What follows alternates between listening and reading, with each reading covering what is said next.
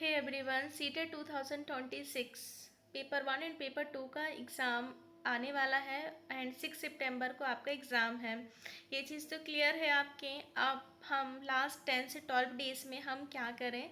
और मेरे ये सब्जेक्ट कंप्लीट नहीं है, मुझे ये लैंग्वेज समझ में नहीं आ रही। आ लॉट ऑफ क्वेश्चंस है स्टूडेंट्स के। तो देखो, मैं आपको एक बहुत अच्छी चीज़ शेयर करने वाली हूँ सीटेट से रिगार्डिंग। और मैंने खुद ही भी ये चीज़ फॉलो की है जब मैं सीटेट की तैयारी कर रही थी। तो देखो, अब आखिरी जो आपका टाइम है वो टाइम ना तो आपके पढ़ाई करने का है, ना ही आपके नोट्स बनाने का है, ना ही किसी पीडीएफ को पढ़ने का। अब टाइम है रिवीजन रिवीजन रिवीजन का। और आपका टाइम है प्री वाई क्यू। और मैं तो अब ये कह रही हूँ कि अब आप मॉक भी मत लगाइए, क्योंकि अब 10 दिन बचे हैं।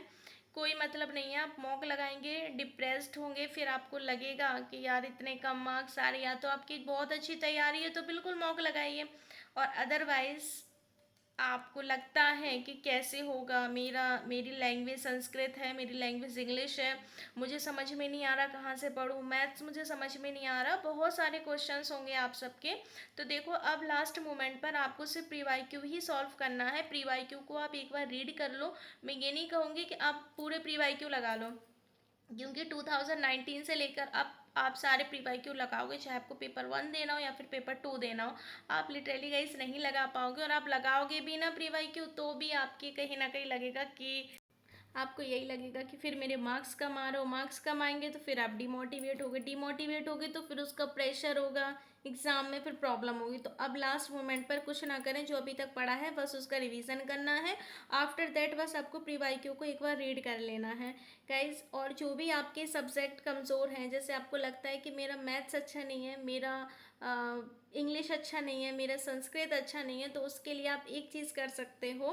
देखो, पैसेज की प्रैक्टिस कर लो, सबसे अच्छी बात है। मैथ्स का नहीं बोल रही हूँ मैं, इंग्लिश एंड संस्कृत जो है उसकी पैसेज की प्रैक्टिस कर लो, क्योंकि पैसेज से बहुत सारे क्वेश्चंस आपके आ जाते हैं। ओके।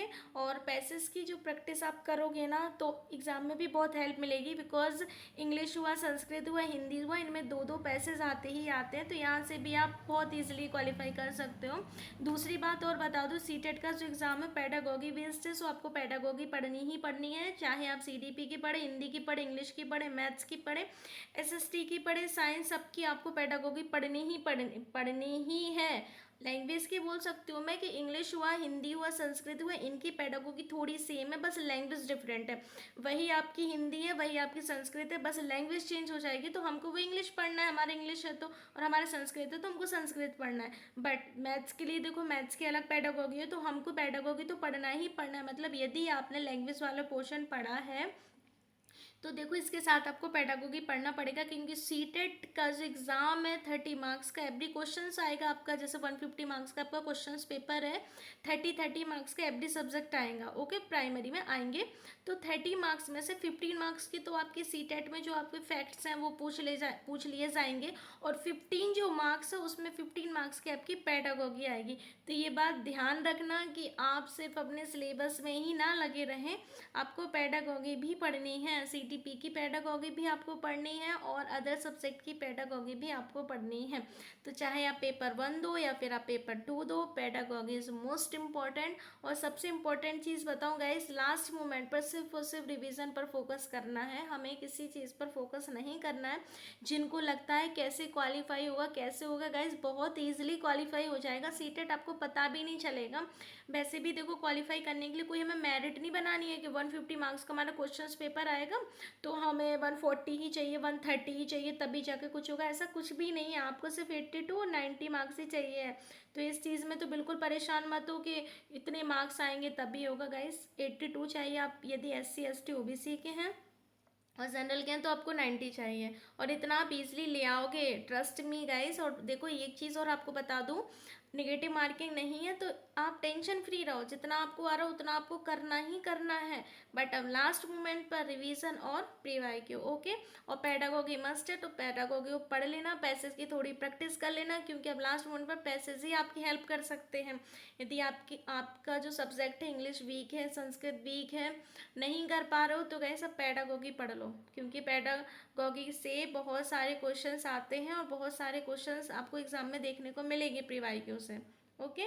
तो सीटेट का जो पेपर है आपको भी पता है कि पेडागोगी वेस्ट है और पेडागोगी आएगा, तो फैक्ट को थोड़ा सा रखकर पेडागोगी पर फोकस करना है। और एक चीज़ और आपको बता दूं, देखो सॉरी हाँ, एक चीज़ और आपको बता दूँ, OMR शीट की ज़रूर प्रैक्टिस कर लेना, क्योंकि वहाँ जाकर हमारा पेपर ऑनलाइन नहीं होगा, ऑफलाइन ही होगा।